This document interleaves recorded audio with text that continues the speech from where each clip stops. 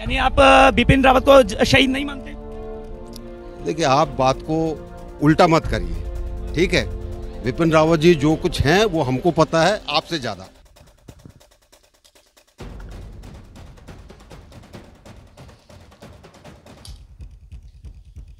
दोस्तों नमस्कार, अगर आप मुझे सुन पा रहे हैं तो मैं आपसे पूछना चाहूंगा,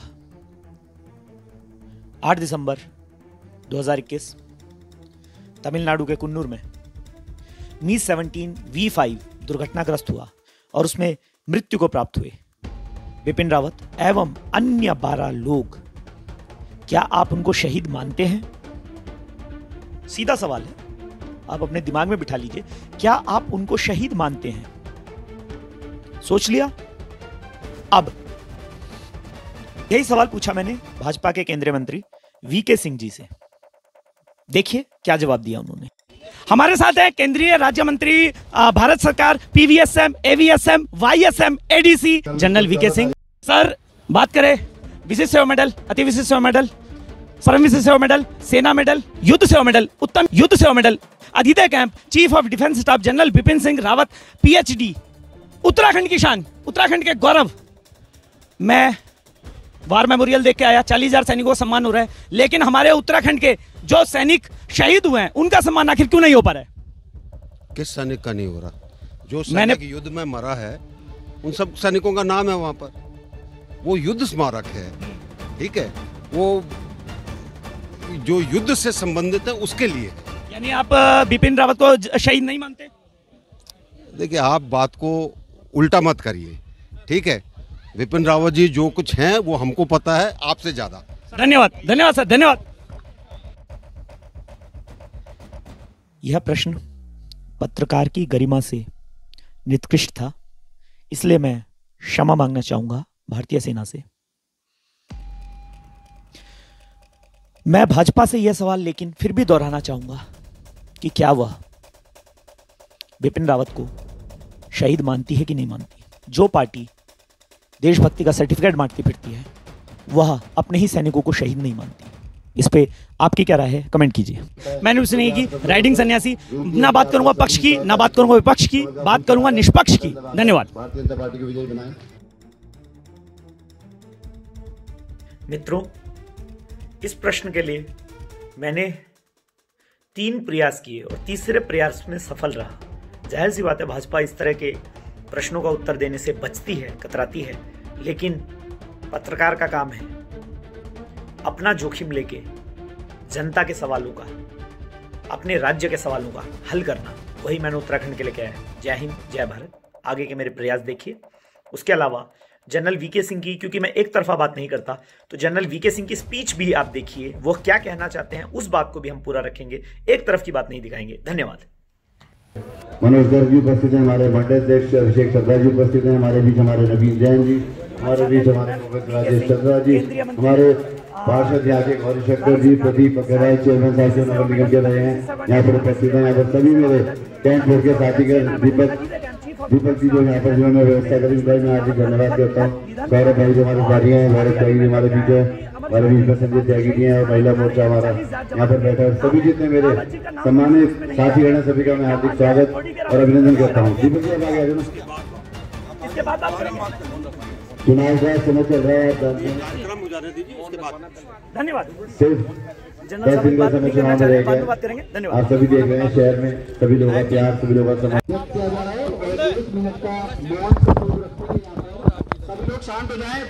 उत्तराखंड की शान, विशिष्ट सेवा मेडल, अति विशिष्ट सेवा मेडल, परम विशिष्ट सेवा मेडल, युद्ध सेवा मेडल। आप मिलेंगे? ठीक है। रखा जाना है। अगर आप पीछे देख सके तो हमारे साथ हैं जनरल वीके सिंह, राज्य मंत्री रह चुके हैं, अभी सिविल एविएशन के मंत्री हैं और भाजपा सरकार के अभी प्रचार करने आए हैं रुड़की में। और इन्होंने कहा है कि बाद में बात करेंगे, तो जाहिर सी बात है बाद में ही बात करेंगे। देखते हैं बाद में बात हो पाती है।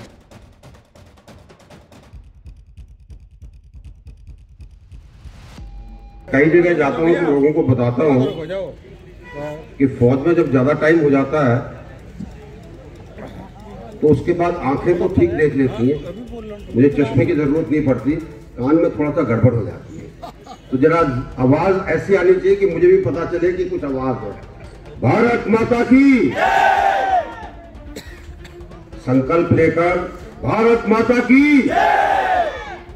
वंदे वंदे वंदे।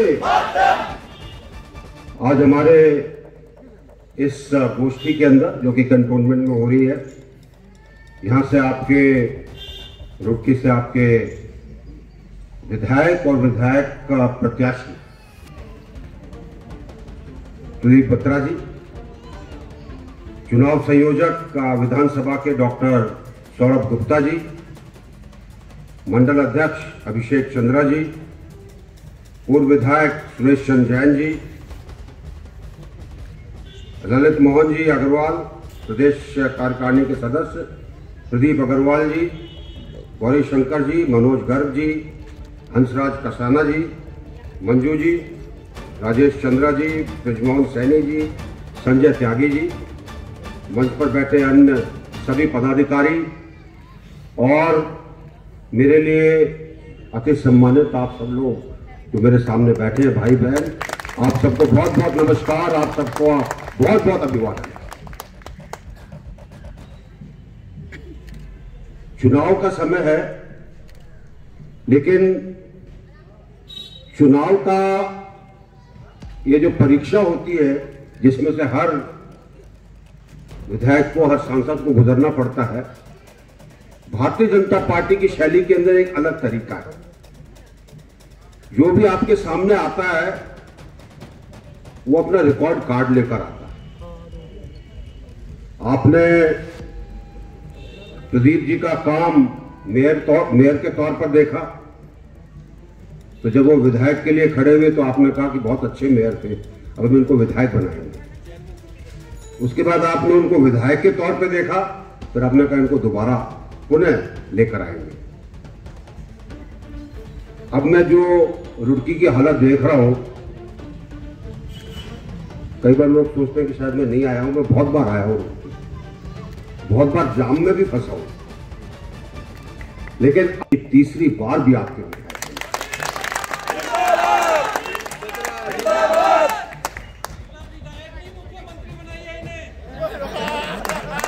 देखिए, मुख्यमंत्री तो पार्टी बनाएगी, हमारा काम है इनको विधानसभा में भेजना। ठीक है, मैं आपसे 2-4 सवाल पूछना चाहता हूं। इन 5 वर्षों में, गुजरे हुए 5 साल में और गुजरे हुए तकरीबन 7 साल से ज्यादा में, आपको अपनी जिंदगी में, अपने इलाके में कोई फर्क दिखाई दिया या नहीं? बिल्कुल मिला है, बहुत ज्यादा फर्क दिखाई दिया कि नहीं?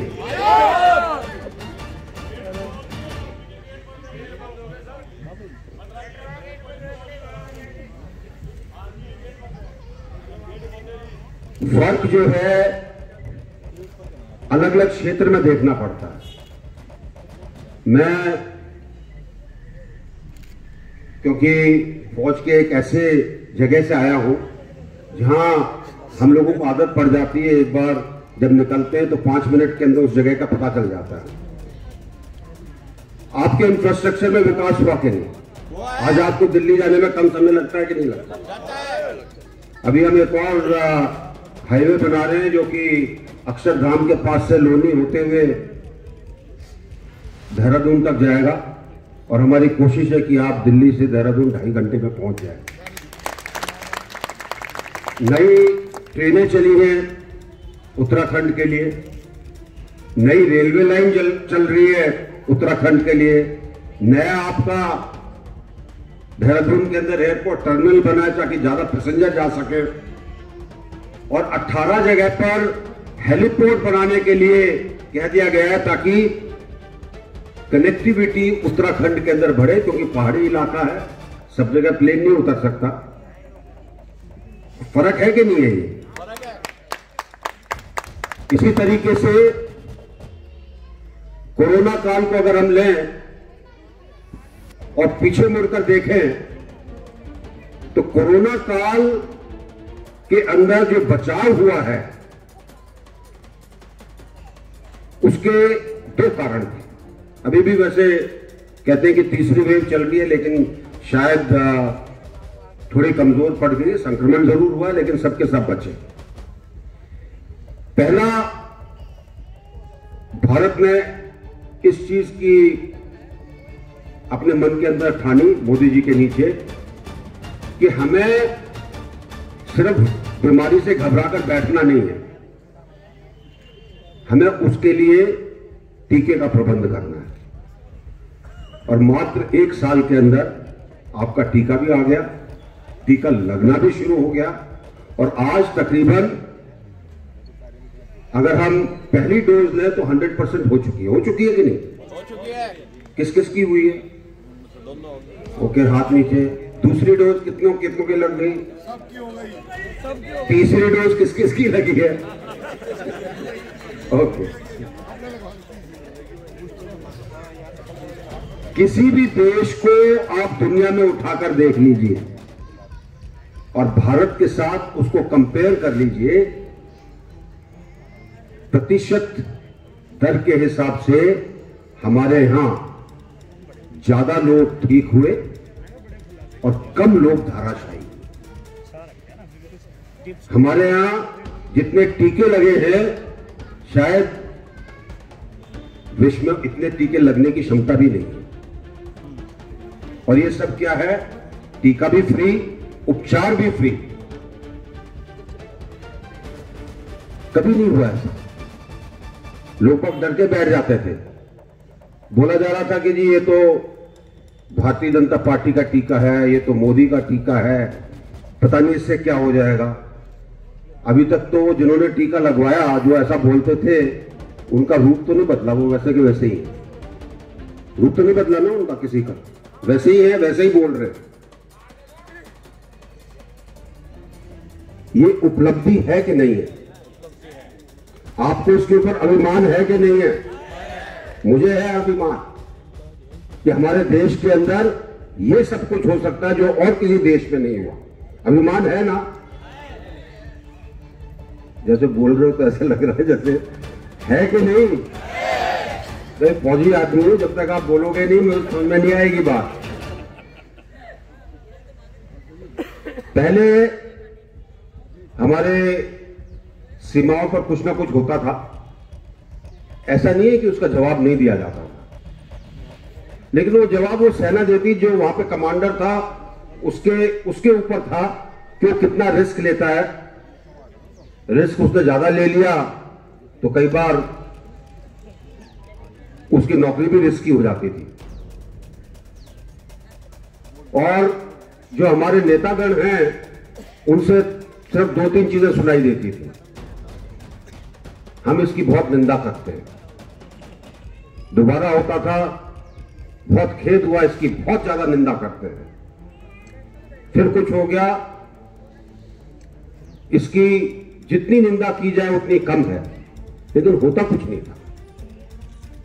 पहली बार आपने देखा होगा कि सरकार सेनाओं के साथ खड़ी हुई और उनको कहा कि आपको हमारी तरफ से इजाजत है कि आप सीमा के पार जाकर उनको मार सकते हैं। जो चीज 70 साल में नहीं हुई, अब हुई। अभिमान है कि नहीं है? आतंकवादी ठिकाना होता है, किसी को